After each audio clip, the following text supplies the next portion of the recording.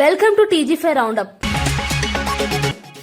సికింద్రాబాద్ అస్తిత్వాన్ని దెబ్బతీసే కుట్రలు చేస్తున్నారన్న తలసాని, పోలీస్ స్టేషన్ల మార్పుతో గుర్తింపుకు ముప్పు అని ఆరోపణ, చరిత్ర సంస్కృతి మీద దాడులు సహించబోమన్న బీఆర్ఎస్, సికింద్రాబాద్ ఆత్మగౌరవంతో రాజకీయాలు చేయొద్దని హెచ్చరిక. చెరువుల ఆక్రమణలే వరదలకు మూల కారణమన్న సీఎం రేవంత్, విమర్శలు వచ్చినా హైడ్రా కొనసాగుతుందని సీఎం స్పష్టం. ప్రకృతి పరిరక్షణ నిజమైన అభివృద్ధి అని సీఎం వ్యాఖ్య.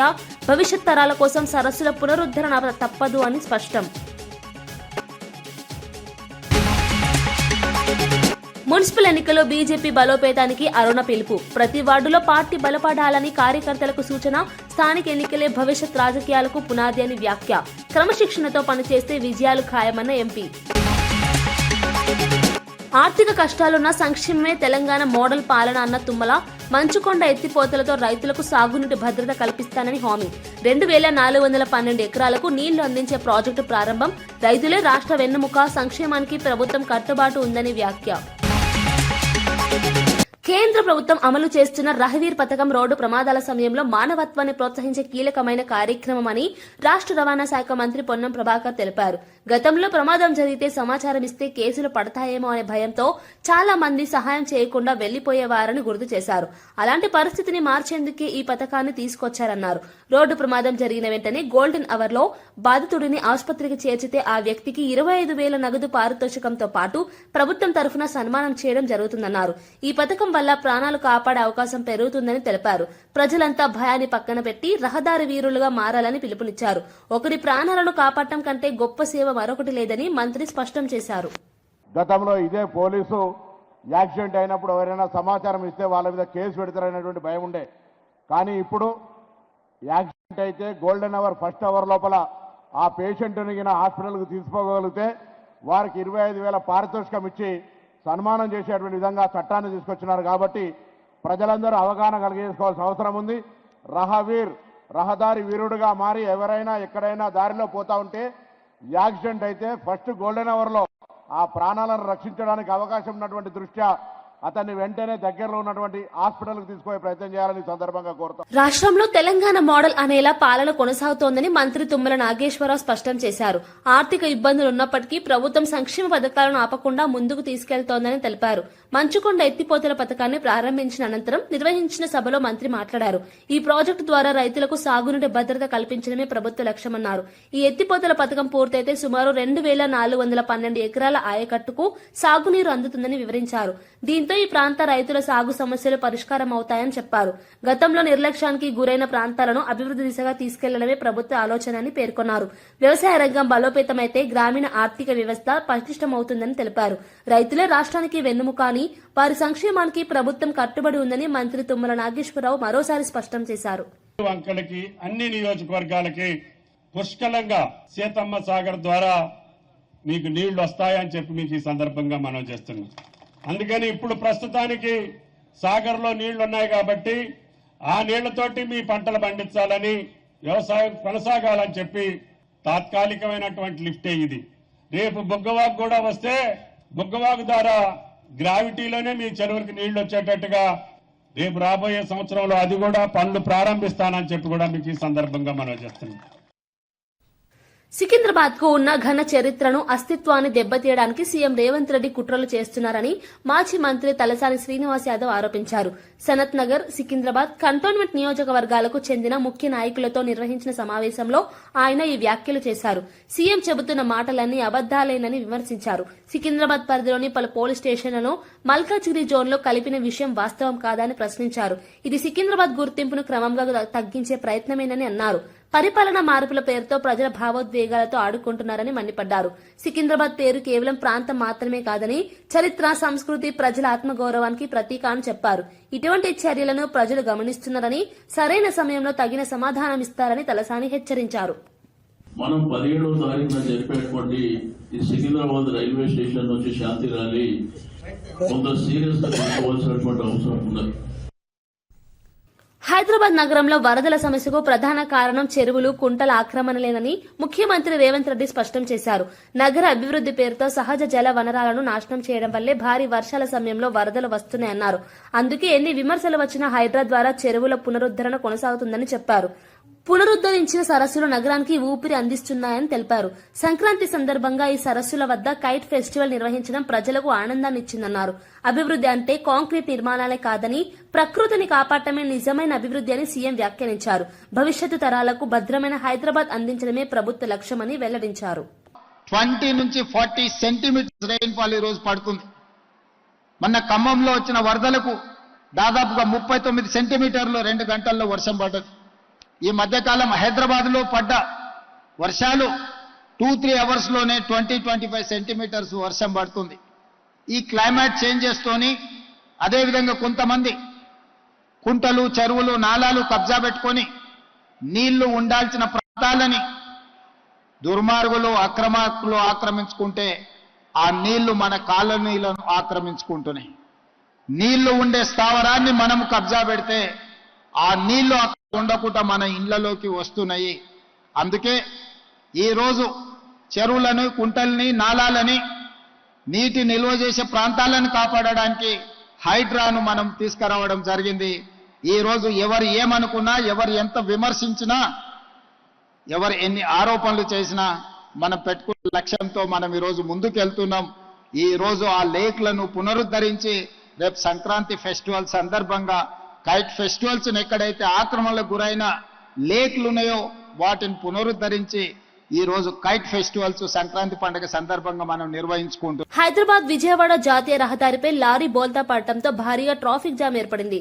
ప్రమాదం జరిగిన వెంటనే రహదారిపై వాహనాల రాకపోకలు పూర్తిగా నిలిచిపోయాయి. ముఖ్యంగా ఉదయం వేళ ప్రయాణికులు తీవ్ర ఇబ్బందులు ఎదుర్కొన్నారు. లారీ అడ్డంగా పడిపోవడంతో 2 వైపులా కిలోమీటర్ల మేర వాహనాలు నిలిచిపోయాయి. సమాచారం అందుకున్న పోలీసులు, హైవే పెట్రోలింగ్ సిబ్బంది వెంటనే ఘటనా స్థలానికి చేరుకున్నారు. క్రేన్ సహాయంతో లారీని తొలగించే పనులు చేపట్టారు. ప్రమాదానికి గల కారణాలపై పోలీసులు దర్యాప్తు ప్రారంభించారు. అదృష్టవశాత్తు ఎలాంటి ప్రాణ నష్టం జరగలేదని అధికారులు తెలిపారు. అయితే వాహనదారులు గంటల తరబడి ట్రాఫిక్ లో చిక్కుకొని తీవ్ర అసహనం వ్యక్తం చేశారు. లారీ తొలగింపు అనంతరం క్రమంగా ట్రాఫిక్ ను పునరుద్ధరించారు. రద్దీ వేళల్లో వాహనదారులు జాగ్రత్తగా ప్రయాణించాలని పోలీసులు సూచించారు.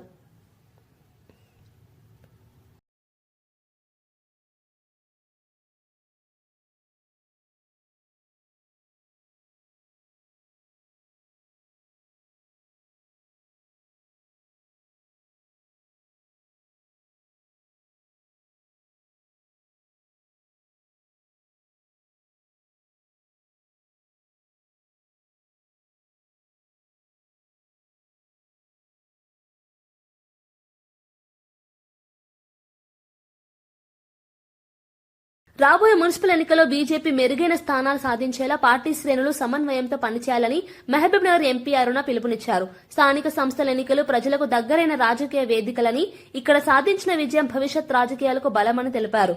ప్రతి వార్డు స్థాయిలో పార్టీ బలోపేతం కావాల్సిన అవసరం ఉందన్నారు.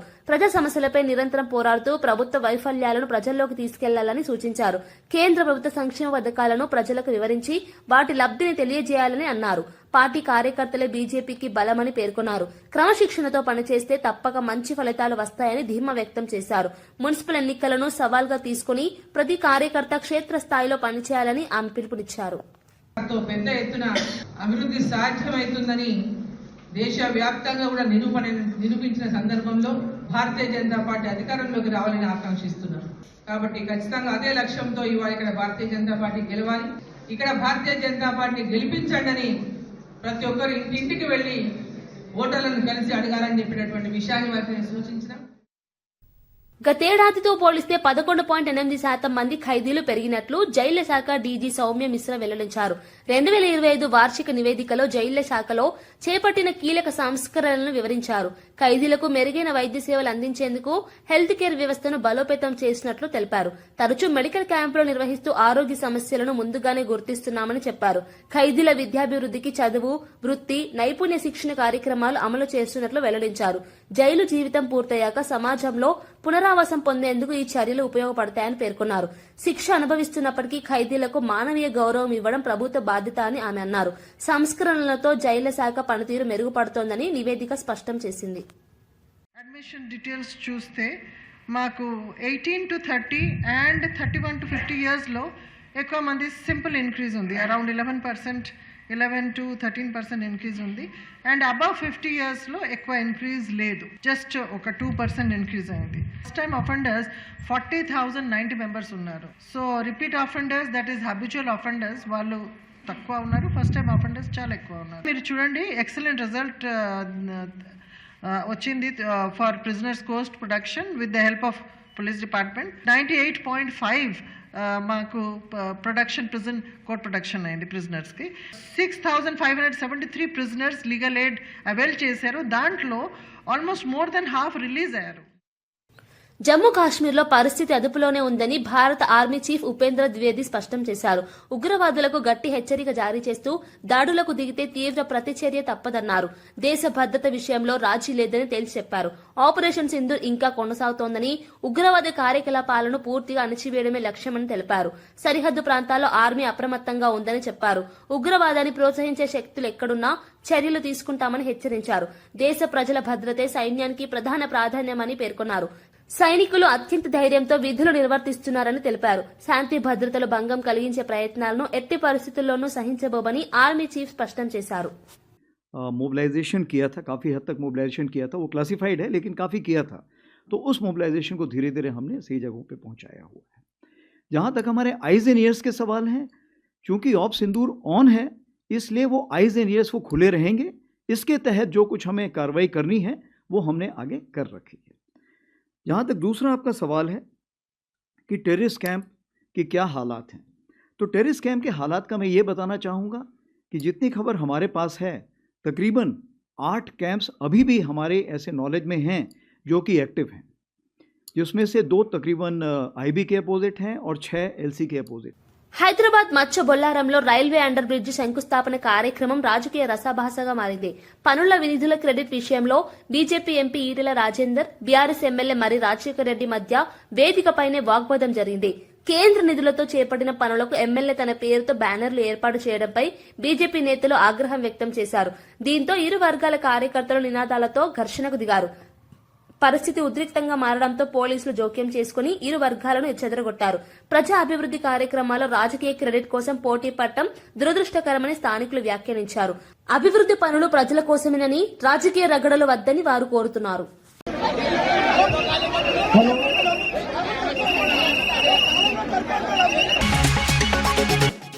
సికింద్రాబాద్ అస్తిత్వాన్ని దెబ్బతీసే కుట్రలు చేస్తున్నారన్న తలసాని, పోలీస్ స్టేషన్ల మార్పుతో గుర్తింపుకు ముప్పు అని ఆరోపణ, చరిత్ర సంస్కృతి మీద దాడులు సహించబోమన్న బీఆర్ఎస్, సికింద్రాబాద్ ఆత్మగౌరవంతో రాజకీయాలు చేయొద్దని హెచ్చరిక. చెరువుల ఆక్రమణలే వరదలకు మూల కారణమన్న సీఎం రేవంత్, విమర్శలు వచ్చినా హైడ్రా కొనసాగుతుందని సీఎం స్పష్టం.